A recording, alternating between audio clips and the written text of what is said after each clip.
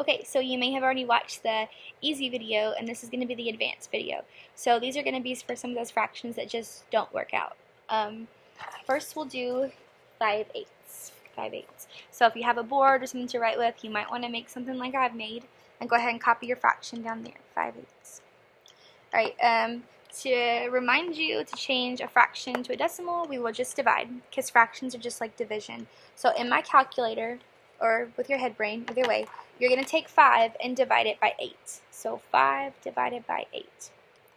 Okay, so I just did that. And again, I have one of those calculators that gives me my answer in a fraction. I just got a fraction. I don't want another fraction. So I'm going to hit the SD button right there. That's going to change it to a decimal. Bam. So I got 0.625.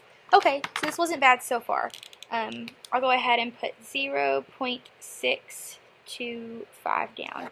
That's my decimal version. I'm good.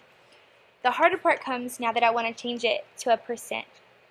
So I have to take this decimal, that point right there, and I have to move it over 2 times.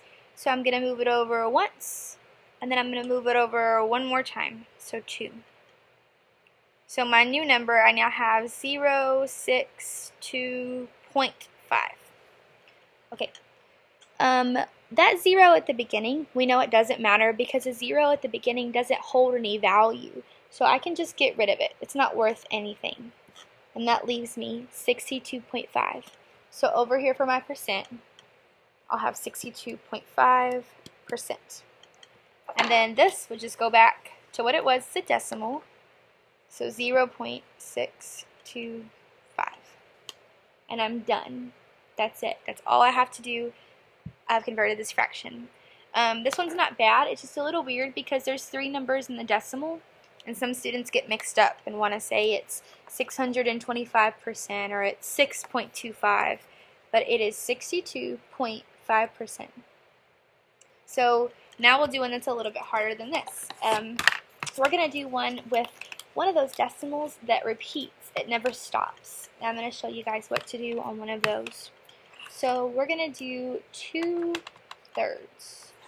2/3. Okay?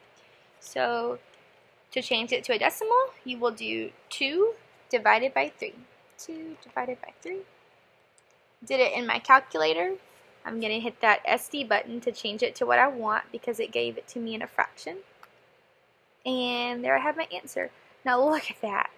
That number is going to repeat 6666666 a long time until the very end.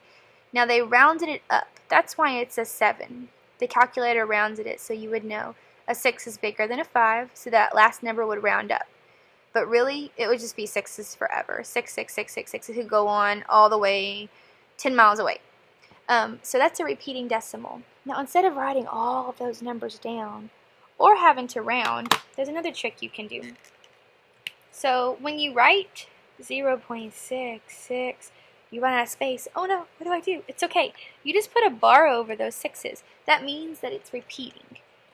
That tells the person who reads this number that that 6 will go on for a long time, and you just didn't want to write it all. So that bar means that the number repeats. You could even just do 1/6 and put the bar and say that it's going to repeat. That just lets the person know that your number will go on for a long time. So I usually like to write a couple of them just so I don't forget in case I need them. That just helps me.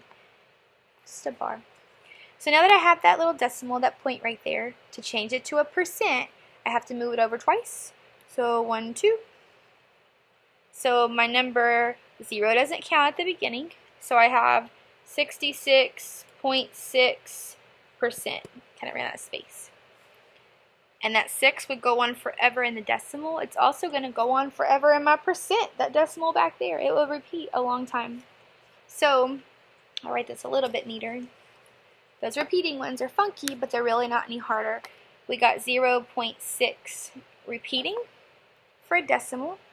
And then for the percent, we should have 66.6 repeating, because it goes on, percent. So I hope that made sense. These are a little tricky, but that's all there is to it. That's it. That is it.